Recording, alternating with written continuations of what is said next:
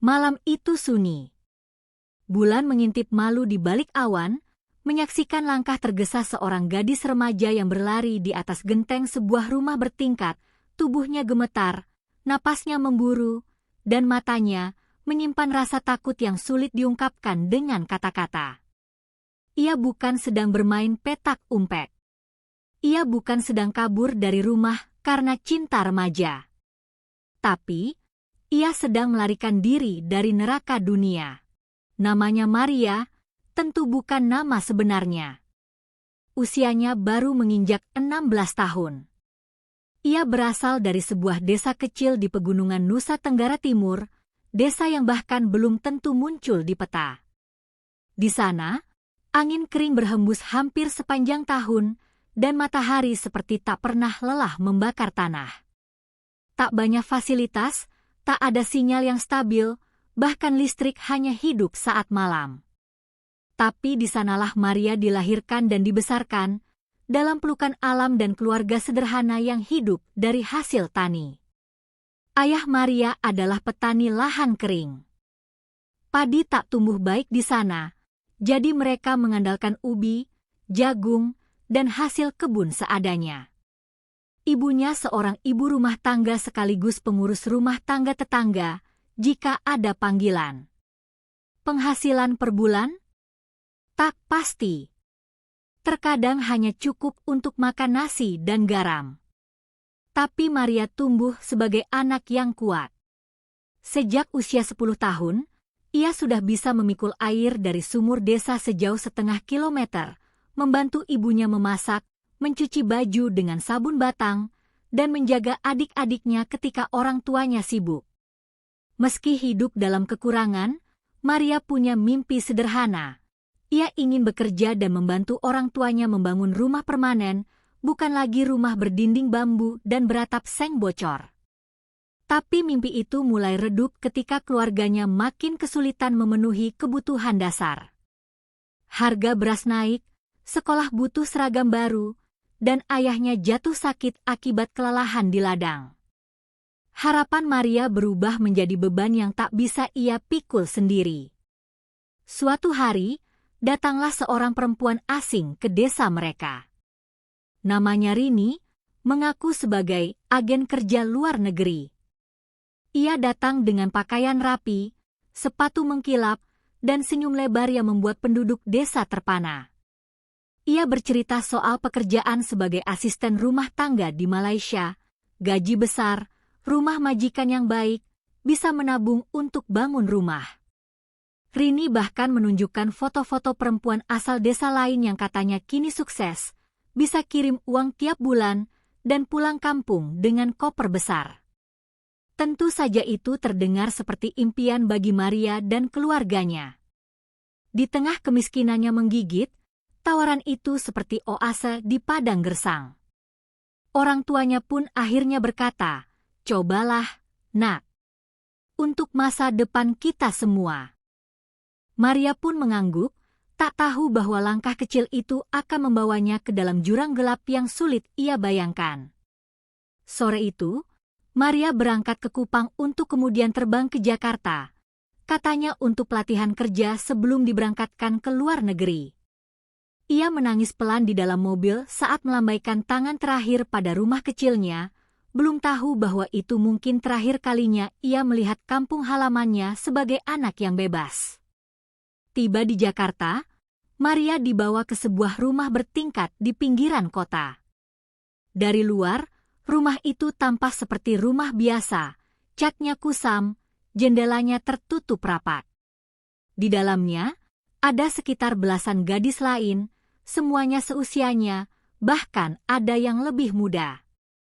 Mereka semua berasal dari daerah yang berbeda, Flores, Sumba, Lombok, bahkan dari Papua.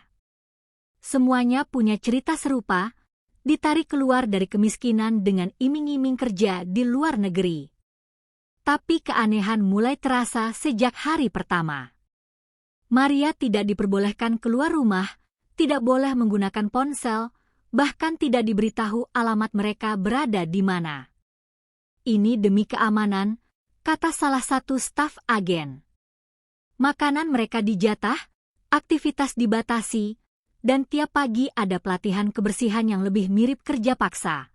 Menyikat lantai berjam-jam, mengangkat ember, menggosok pakaian. Beberapa gadis mulai sakit.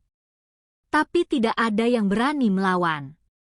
Maria mulai merasa curiga. Ini bukan pelatihan kerja seperti yang dijanjikan. Tapi ketika ia bertanya, ia dimarahi. Kalau kamu banyak tanya, kamu nggak akan berangkat, ancam salah satu penjaga. Di malam hari, Maria sering menangis diam-diam. Ia tak tahu bagaimana menghubungi keluarganya. Ia tak tahu harus percaya pada siapa. Gadis-gadis yang sebelumnya datang pun menghilang satu persatu, entah kemana. Seminggu berlalu. Lalu 2 minggu. Sampai akhirnya, sebuah mobil datang malam-malam. Maria dan 2 gadis lain dipanggil naik. Mereka hanya diberitahu akan berangkat malam itu lewat jalur darat menuju Kalimantan. Tidak ada tiket resmi, tidak ada kejelasan. Sepanjang perjalanan, mereka dijaga ketat oleh 2 pria. Wajah mereka dingin. Mata mereka tajam. Tidak ada senyum. Tidak ada belas kasih. Maria makin takut. Tapi ia tak bisa lari. Ia tahu, satu kesalahan kecil saja, ia bisa disakiti, atau bahkan dibuang di tengah jalan. Ia hanya bisa menunduk, diam, dan berdoa dalam hati. Tapi takdir sudah tak bisa dihindari. Mobil itu membawanya menyeberang laut secara ilegal menuju sebuah negara asing, tempat ia akan dijual seperti barang tak bernyawa. Setibanya di sana, ia diserahkan ke sebuah keluarga kaya. Rumah besar. Pagar tinggi. Tapi di dalamnya, Maria bukan dianggap sebagai manusia. Ia dianggap milik. Tidak ada kontrak. Tidak ada gaji. Hanya perintah dan hukuman. Malam itu, Maria dan 2 gadis lain dimasukkan ke dalam sebuah mobil gelap. Jendela ditutup rapat, dan mereka diperintahkan untuk diam. Sopir dan seorang pria lain duduk di depan, tak banyak bicara, tapi ekspresi mereka keras dan penuh tekanan. Mobil itu melaju selama berjam-jam, keluar dari Jakarta, menuju pelabuhan kecil di daerah yang tidak mereka kenali. Maria tidak tahu apa yang sedang terjadi, tapi nalurinya berkata, ia sedang dibawa keluar dari negeri ini secara diam-diam. Di pelabuhan, mereka dipindahkan ke sebuah kapal kayu kecil yang tampak ringkih. Laut sedang pasang malam itu.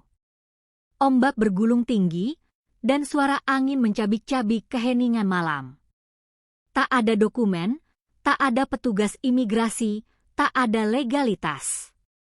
Semua berlangsung diam-diam, dalam kegelapan, seolah mereka bukan manusia, melainkan barang selundupan. Perjalanan laut berlangsung selama beberapa jam yang terasa seperti selamanya. Maria muntah berkali-kali, tubuhnya lemas, dan kepalanya pening karena mabuk laut. Tapi tak ada yang peduli. Para penyelundup hanya duduk di pojok kapal, merokok dan sesekali tertawa.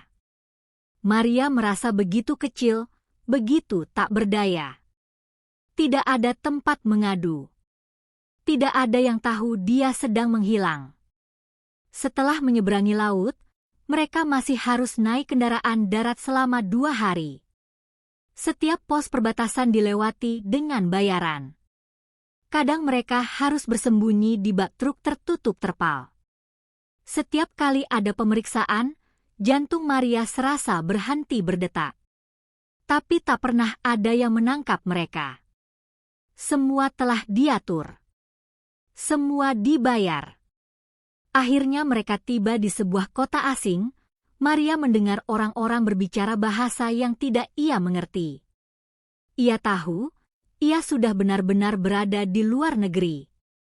Di sanalah ia diserahkan ke seorang wanita yang kemudian ia panggil majikan. Wanita itu membawa Maria ke rumah besar dengan pagar tinggi. Rumah itu tampak mewah, tapi aura di dalamnya begitu dingin. Hari pertama di rumah itu, Maria langsung disuruh bekerja. Tanpa perkenalan, tanpa jeda. Ia harus membersihkan rumah 2 lantai, mencuci pakaian seluruh anggota keluarga, dan memasak sarapan. Saat ia kebingungan, ia dimarahi. Ketika pekerjaannya lambat, ia dijambak dan dilempar dengan handuk basah. Ia sadar, ini bukan pekerjaan. Ini perbudakan. Hari-hari berlalu seperti neraka. Maria bangun pukul 4 pagi dan baru tidur setelah tengah malam. Tak ada waktu istirahat. Ia makan hanya sekali sehari, itu pun dengan makanan sisa.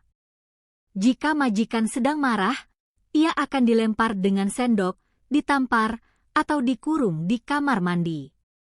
Tubuhnya penuh luka dan memar. Tapi tidak ada yang bisa ia lakukan, kecuali bertahan. Yang paling menakutkan adalah ketika pria di rumah itu mulai menyentuhnya dengan cara yang tidak pantas. Maria ketakutan, berusaha menjauh, tapi ancaman datang. Kalau kamu bicara, kamu akan dikirim ke tempat yang lebih parah. Saat itu, Maria menangis semalaman. Ia sadar, satu-satunya jalan keluar dari tempat ini adalah melarikan diri. Dalam penderitaan tanpa ujung itu, satu hal yang masih hidup di dalam diri Maria, harapan. Meski kecil dan rapuh, ia tetap percaya bahwa suatu hari ia bisa keluar. Maka ia mulai memperhatikan sekeliling. Ia amati pola hidup majikannya, waktu tidur mereka, dan setiap celah rumah itu. Ia mulai menyusun rencana dalam diam, meski nyawanya taruhannya. Ia perhatikan bahwa pada pukul 2 pagi, seluruh rumah selalu sunyi. Ia tahu letak jendela yang sedikit rusak di lantai 2. Ia tahu ada talang air yang menempel ke tembok belakang, bisa dijadikan jalur turun. Semua itu ia pelajari dalam diam, tanpa mencatat, hanya disimpan dalam kepala. Karena satu kesalahan kecil bisa berakibat fatal. Maria juga mulai menyimpan benda-benda kecil, peniti, kawat jemuran patah, serpihan sendok plastik. Ia sembunyikan di balik kasur, di lipatan baju, di bawah ember. Ia gunakan benda-benda itu untuk melatih membuka simpul dan mencongkel kunci pintu. Diam-diam, ia mempersiapkan diri seperti seorang tahanan yang ingin kabur dari penjara. Setiap malam, setelah bekerja, ia pura-pura tertidur. Tapi matanya mengamati. Telinganya mendengar langkah kaki. Dan detak jantungnya terus berdoa. Tak jarang, ia hampir menyerah. Tapi setiap kali rasa takut datang, ia ingat wajah ibunya, adik-adiknya, dan kampung halaman yang jauh. Ia ingin pulang. Ia harus pulang. Malam itu, kesempatan datang. Jendela lantai 2 yang biasa tertutup rapat, malam itu lupa dikunci. Hatinya berdebar. Ia tahu, inilah saatnya. Ia tunggu sampai seluruh rumah gelap. Ia tarik napas panjang, lalu perlahan-lahan membuka jendela itu. Suara engsel berderit nyaring, tapi tidak ada yang bangun. Dengan hati-hati, ia panjat keluar. Kakinya berdiri di atas genteng, bergetar. Angin malam menusuk kulitnya, tapi ia terus merayap, merunduk, menyusuri genteng menuju sisi lain rumah. Di bawahnya, ada rumah tetangga yang tampak gelap, tapi atapnya lebih rendah. Ia loncat dan terjatuh. Lututnya terbentur. Darah mengalir. Tapi ia tak peduli. Ia bangkit dan mengetuk jendela rumah itu. Seorang nenek tua muncul. Matanya terbelalak melihat seorang gadis berdarah-darah mengetuk jendela tengah malam. Maria menunduk, suaranya gemetar. "Tolong, saya kabur dari rumah sebelah." Nenek itu menatapnya lama, lalu mengangguk. Ia membuka pintu. Ia tahu, gadis ini butuh pertolongan. Malam itu, Maria tidur di dapur rumah nenek itu. Tubuhnya nyeri. Tapi untuk pertama kalinya dalam berbulan-bulan, ia merasa aman. Esok paginya, sang nenek menghubungi seorang pastor setempat. Pastor ini sudah lama bekerja membantu korban perdagangan manusia. Begitu mendengar cerita Maria, ia langsung datang dan membawa Maria ke tempat penampungan rahasia. Di sana, ada beberapa gadis lain yang juga diselamatkan. Maria merasa tak lagi sendiri. Di tempat itu, Maria diberi makanan hangat, kasur empuk, dan, yang paling penting, rasa aman. Ia menangis, tapi bukan karena sakit, melainkan karena untuk pertama kalinya, ia merasa diperlakukan sebagai manusia. Orang-orang di sana mendengarkan ceritanya tanpa menghakimi. Mereka memeluknya. Mereka berkata, "Kamu selamat sekarang." Organisasi Bantuan Kemanusiaan segera menghubungi KBRI. Setelah identitas Maria dipastikan, proses pemulangan dimulai. Tapi tentu saja, ini bukan hal mudah. Ada dokumen yang harus diurus, kesaksian yang harus dikumpulkan, dan pemeriksaan medis untuk luka-luka di tubuh Maria. Semua diproses dengan hati-hati. Selama di shelter, Maria menjalani sesi konseling. Awalnya ia sulit bicara. Trauma begitu dalam. Ia kerap menangis di malam hari. Kadang berteriak dalam tidur. Tapi para psikolog sabar mendampinginya. Hari demi hari, Maria mulai membuka diri. Ia mulai menggambar. Ia menulis. Ia bercerita. Ia ceritakan bagaimana ia direkrut. Siapa nama agennya. Di mana tempat penampungannya di Jakarta. Semua ditulis rapi dan dilaporkan ke pihak berwenang di Indonesia. Kasus Maria menjadi besar. Beberapa nama masuk daftar pencarian orang. Beberapa ditangkap. Tapi perjuangan belum selesai. Setelah 2 bulan di shelter, Maria dipulangkan ke Indonesia dengan pengawalan. Ia mendarat di bandara dengan hati campur aduk. Ia senang, tapi juga takut. Bagaimana reaksi kampungnya? Apakah keluarganya tahu apa yang terjadi? Apakah mereka akan menerima dia? Tapi saat ia tiba di kampung halamannya, pelukan ibunya menjawab segalanya. Tak ada kata. Hanya air mata. Setelah semua luka, Maria akhirnya pulang. Meski Maria telah kembali ke kampung halamannya, bukan berarti semua luka menghilang begitu saja. Ia memang selamat secara fisik, tapi batinnya masih tertinggal di tempat gelap itu. Setiap malam ia masih bermimpi buruk, tentang pintu dikunci, tentang majikan marah, tentang suara langkah kaki yang membuat tubuhnya gemetar. Di desa, bisik-bisik mulai terdengar. Itu yang katanya ke luar negeri. Katanya kabur lewat genteng. Apa dia nggak malu? Banyak orang tidak mengerti bahwa Maria bukan pergi untuk mencari kemewahan, tapi karena dijebak dan diperjualbelikan. Ia jadi sasaran pandangan aneh. Bahkan ada yang menyalahkan keluarganya. Ayah Maria lebih banyak diam. Ibunya mencoba tegar, tapi sesekali terlihat menangis di dapur. Mereka menyesal, sangat menyesal. Tapi penyesalan itu tak bisa memutar waktu. Maria, di usia belia, telah melalui sesuatu yang seharusnya tidak dialami oleh siapapun. Trauma itu tak mudah sembuh hanya dengan pulang ke rumah. Untuk membantu Maria pulih, Seorang aktivis lokal memperkenalkannya pada program pemulihan trauma untuk korban trafficking.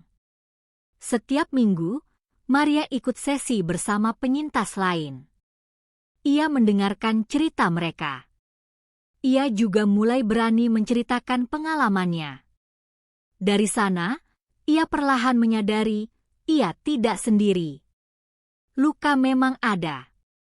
Tapi di balik luka itu, ada kekuatan yang tumbuh. Maria mulai menggambar kembali. Ia menciptakan ilustrasi tentang malam ia kabur dari genteng. Tentang laut yang gelap. Tentang pelukan ibu di hari ia pulang. Ia menyusun kembali serpihan hidupnya menjadi sebuah cerita nyata yang ingin ia bagi suatu hari nanti. Masyarakat pun perlahan berubah. Ketika kisah Maria diangkat oleh media lokal, banyak orang mulai sadar bahwa perdagangan manusia benar-benar nyata dan dekat dengan mereka. Desa yang dulu mencibir, kini mulai peduli. Beberapa pemuda membentuk kelompok pencegahan. Mereka memberi penyuluhan agar tidak ada Maria-Maria lain yang tertipu janji palsu. Pemerintah daerah pun mulai lebih aktif. Mereka bekerja sama dengan lembaga perlindungan perempuan dan anak. Mereka mengatur sistem pengawasan terhadap agen kerja yang masuk desa. Maria diminta untuk berbicara dalam salah satu forum. Ia berdiri dengan suara bergetar, tapi penuh keberanian. Jangan percaya janji mudah. Jangan biarkan mimpi berubah jadi mimpi buruk, katanya di hadapan banyak orang.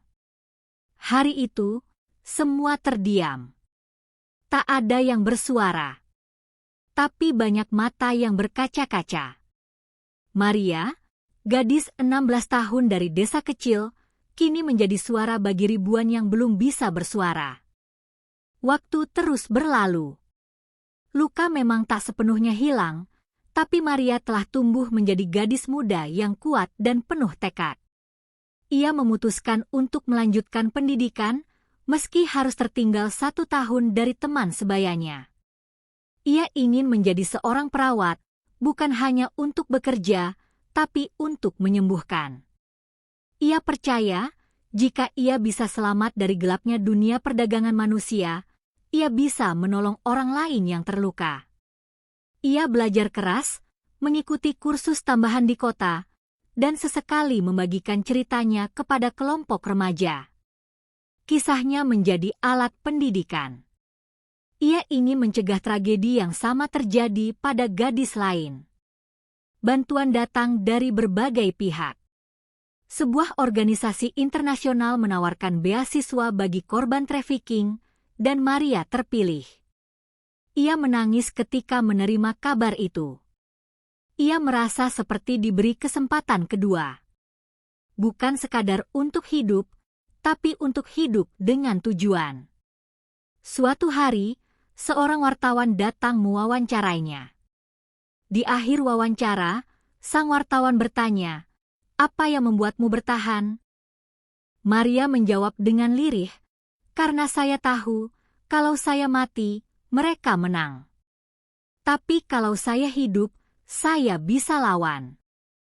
Kata-kata itu begitu kuat, keluar dari mulut seorang gadis yang pernah tak punya suara. Kini, Maria menjadi simbol harapan. Ia kerap diundang ke berbagai acara, menceritakan kisahnya. Tapi ia selalu berkata, "Saya bukan korban. Saya penyintas.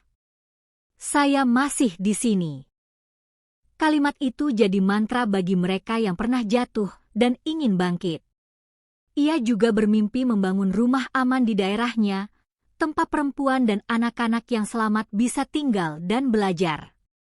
Ia ingin menciptakan tempat yang dulu ia harapkan saat dirinya kabur dari rumah majikan. Tempat yang aman, hangat, dan penuh dukungan.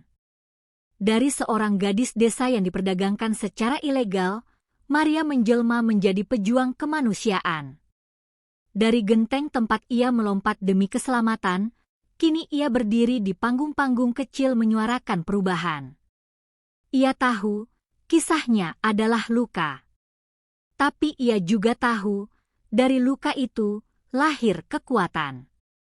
Dan mungkin, suatu hari nanti, ketika seorang gadis lain berada di ambang keputusasaan, kisah Maria akan menjadi cahaya kecil yang memberi harapan. Bahwa tidak semua yang jatuh harus berakhir. Bahwa selalu ada jalan pulang, meski lewat genteng. Kisah Maria bukan sekadar cerita tragis. Ini adalah peringatan bahwa perdagangan manusia bukan hanya terjadi di film atau berita, tapi bisa menimpa siapa saja, bahkan anak-anak dari pelosok desa yang tak pernah tahu dunia luar. Jangan remehkan janji manis yang datang tiba-tiba. Jangan mudah percaya pada agen kerja yang tak jelas asal-usulnya. Dan yang paling penting, jangan diam ketika melihat tanda-tanda bahaya. Suara kita bisa menyelamatkan hidup seseorang. Maria selamat bukan karena kebetulan, tapi karena keberanian. Karena ia berani melawan, meski nyawa taruhannya. Karena ada orang-orang baik yang mau menolong, meski tanpa pamrih. Dunia ini masih punya cahaya, dan kita semua bisa jadi bagian dari cahaya itu. Kalau kamu kenal seseorang yang hendak dikirim kerja ke luar negeri tanpa kejelasan, tolong tanyakan. Bantu. Laporkan. Mungkin kamu bisa mencegah tragedi yang lebih besar. Untukmu yang menonton hingga akhir, semoga kisah ini membuka mata dan hati. Bukan untuk membuat takut, tapi untuk membuat lebih waspada. Untukmu yang pernah terluka seperti Maria, ingatlah, kamu bukan korban. Kamu penyintas. Dan kamu berhak bahagia. Sampai jumpa di kisah nyata berikutnya. Tetap kuat, tetap sadar, dan tetap manusiawi.